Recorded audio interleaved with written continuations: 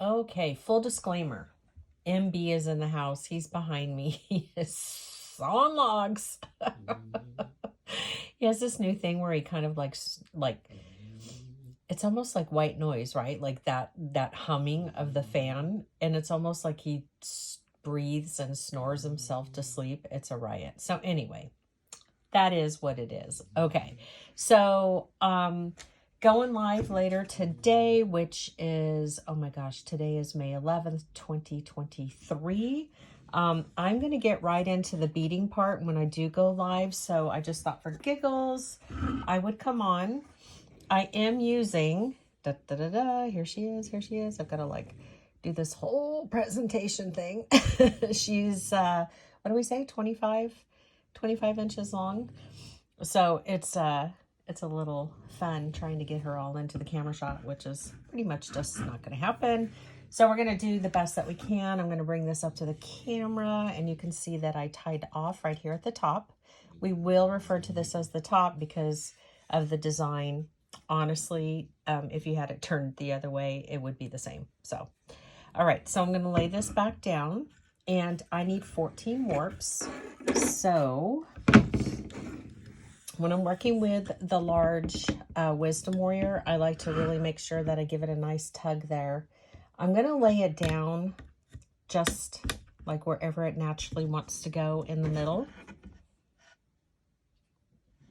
Okay, and then I'm going to start to bring it towards me.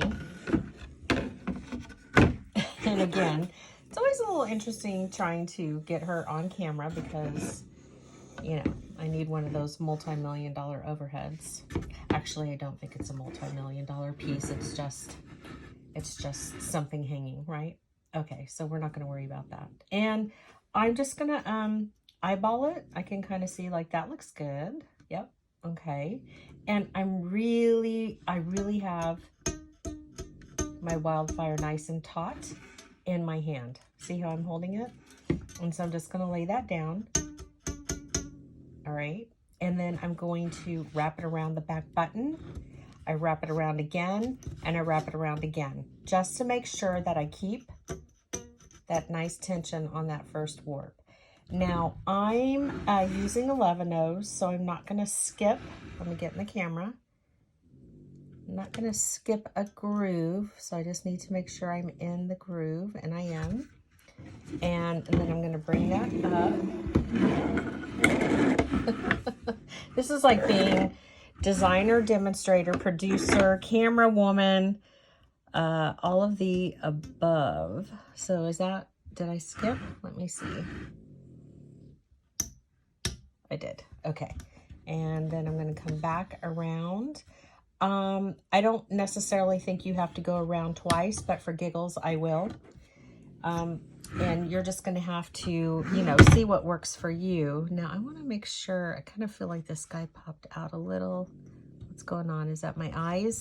Yeah, those were my eyes. Okay. But a good thing, because actually it wasn't popped all the way in. And that could have screwed up with my warps. So, okay, I'm going to bring my thread, and there we go. I'm just helping to get it into the groove. So that's the third one. And this may seem a little wonka-doodle because I'm trying to show you, and I'm trying to tape, and I'm trying to do, and I mean, it's a lot going on, okay, just for a little person. So know that when you're doing it all on your own and you're not actually trying to demonstrate and camera and all that groovy stuff, that it's just going to be a lot easier. So there's the next one. So what do I have? 4. Okay. Let me get my fingers out here. And I just want to make sure too that my warps, yep, they're sounding good. And I'm going to place that into the top one. So, sounds good? Yep, 4. Wrap it around. And then again. And so do you see how I use this finger? This guy that's doing a little dance right here. I like really help to maneuver, and then I let go, and then the give, you know, the excess pulls, And that just kind of helps to get the wildfire in place. So I'm working on my 5th out of 14 warps because my pattern has 13 beads across. So once you start to get your rhythm down, it goes a lot quicker. And again, I'm trying to do a plethora of things here, right? Trying to beat everything to this project.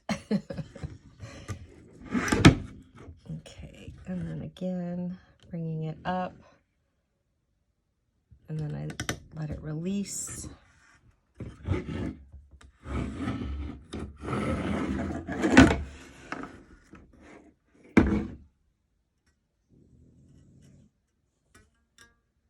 I love when it makes that sound. Okay, and I'm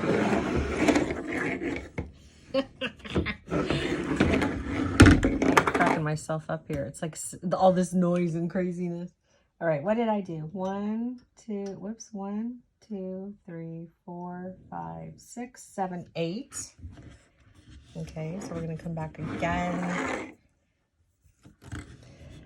You know, when you're making these hat bands, you know, think outside of the box. They don't necessarily have to be for like a cowgirl, cowboy hat, right? They can be for a sun hat. They could be for a ball cap. I mean, you're literally just making a beaded piece that's going to attach itself to the brim of a hat. And so, you know, if you want to do something fun for something other than, you know, a Western type hat look, you certainly could. I think it'd be awesome on a ball cap. And I'm going to have to go. We have a hat store in Ventura, California at the Ventura Harbor. I think it's called the Mad Hatter, if I'm not mistaken. And so I'm thinking I could probably find a super cool hat. So I'm not sure. Whoops. Let me get my hands situated here. Sorry for being out of the screen. Okay. And we're going to plop that over. I just want to make sure I didn't lose any tension. So let me just do a quick count. 1. My goodness, this dog. I'm going to bring some more light onto the situation. That might help the world here. Let's see. 1, 2, 3, 4, 5, 6, 7, 8, 9, 10, 11, 12. Cool. So I have what? 2 more? This is going to be my 13th. Okay, so 13. And again, it's always 1 more warp than it is beads, and this bead pattern calls for 13 across, so we need 14 warps. And if I counted correctly, this should be my 14th.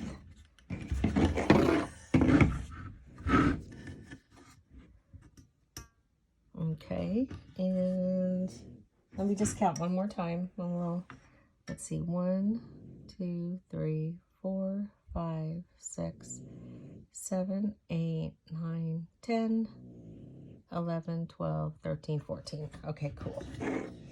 Because that'll be no fun if I miscounted. And I'm just going to wrap around that top button a few times. And I'm realizing that I brought no cutting instrument with me. So let me, my loom and everything. Hold on. Don't go anywhere. Still a little jet lagged from my trip to the Czech Republic, which was unbelievably awesome, off the charts, fabulous. I met some of the most incredible people on the tour. Of course, the owners of the bead factories were incredibly gracious and kind. And so, yeah, so thank you for bearing with me on that. It's got my scissors. And so now, let me turn this around. Just want to make sure I didn't lose my tension on that little moment there. And I'm going to bring the camera in like that. And I'm going to come over here with some light so I can actually see what in the world I'm doing. So you see this thumb? So I'm just kind of gonna hold it, and and then I'm gonna try to get it back behind one of these warps. I mean, listen, the goal is to just simply tie off, right? So each one of us kind of has like this different way that we usually do it. And then I'm gonna grab that. So this should hopefully have been one of my first. Whoa, warrior down. We don't want that. I'm gonna come back around again, and let me just kind of try to come into here. Come on, buddy. Sometimes I like to have my flats around because it just acts as like my third hand, and I can grab the thread. And so I'm probably gonna have to do this a couple of times to really get this knot locked in.